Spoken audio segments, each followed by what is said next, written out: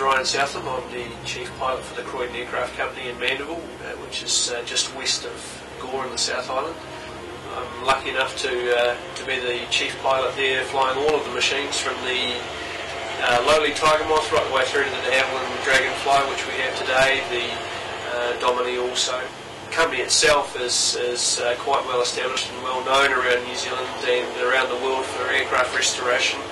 And at any one time there can be 4, 5 or 6 aeroplanes being worked on.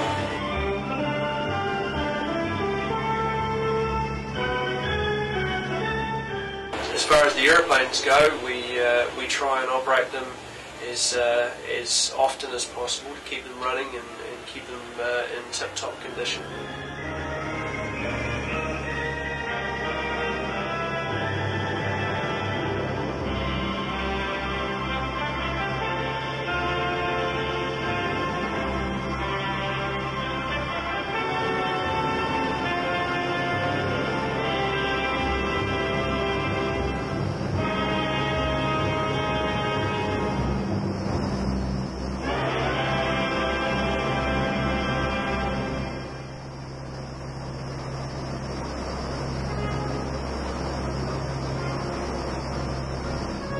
We operate off a lovely little grass airfield, which is in the middle of nowhere with very little in the way of interruptions from people complaining about noise and so on.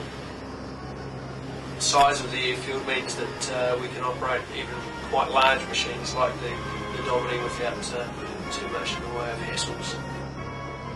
We are also lucky enough to be supported by the New Zealand Civil Aviation in that we're allowed to operate on a New Zealand Air Transport Operator's Licence, which means we can continue to offer a flying service to fare-paying passengers, which a lot of places can't operate on anymore. Along with that, brings a lot of safety factors into the operating of the aeroplanes.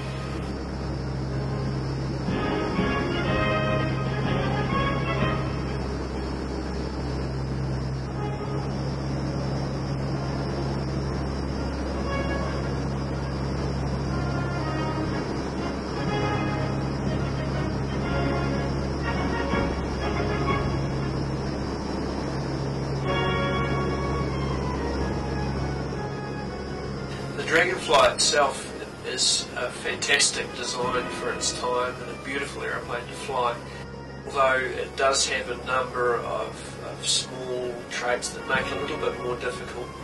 But along with most of the older aeroplanes, it's not so much difficult, it's different to what a lot of people are used to nowadays with the more modern machines. So once you get yourself in a frame of mind or an understanding of the way that they were operated in the 30s and 40s and 50s and so on, you can develop an appreciation for those unusual handling characteristics.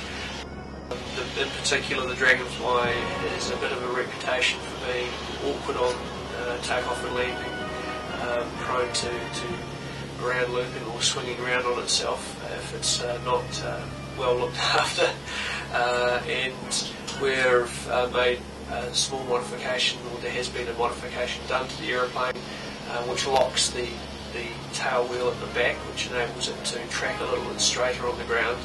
Good thought and thinking ahead of the aeroplane and choosing your runways wisely, and just a little bit of forethought. Generally, I check the fuel and oil system first. The aeroplane has 3 fuel tanks, one on the left side on the wing root and one on the right side, one also in the fuselage, which gives the aeroplane a fantastic range for its age and size as well. It's got a brilliant range. We then can move on to the oil system.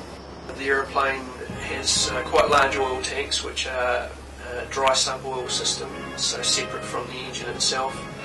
It holds approximately 3 gallons of oil per side, and the engines that are currently in the aeroplane use approximately about half a gallon every couple of hours, so it works out to be about a litre an hour or thereabouts. It's consuming a reasonable amount, but like good British machinery, that's fairly normal. and often a lot of it is thrown clear of the engine and ends up all over the aeroplane. So we tend to spend a lot of time after a flight cleaning it down.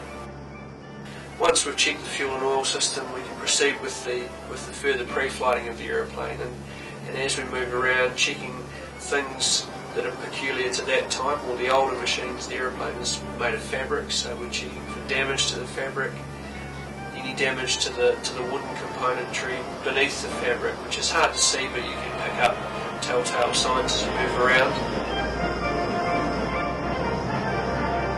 The wing itself, as we move around, is a beautiful wing design peculiar to Havilands of the 1930s and 40s.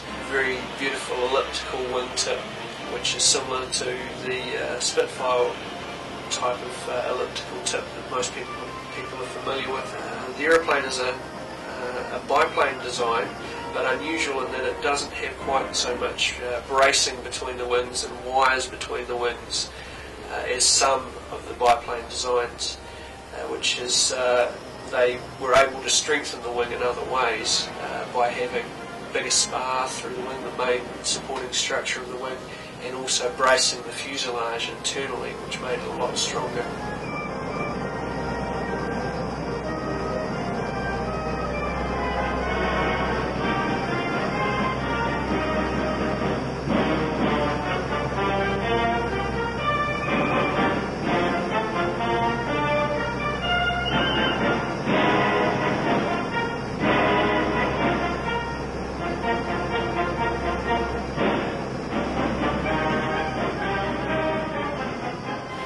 It's a very attractive aeroplane, and the name de Havilland, Dragonfly. The Dragonfly can be seen in the structure, and it looks like a dragonfly, and from the air it has that look to it. The front of the aeroplane is quite narrow, and from the inside, where the pilot sits with the passenger on the right hand side, there's not a lot of room, and you're quite crammed in there. But as the fuselage goes down, it widens and gives itself quite a large cabin area, and it's quite a luxurious interior. The aeroplane is has quite a large luggage area in the back as well. It's capable of taking about 200 pounds of weight, which is quite a considerable amount, again, for an aeroplane of its time. So that, combined with the large fuel endurance, means that it's quite a good touring aeroplane, and I think that's probably where the design concept was heading when we're designing the machine.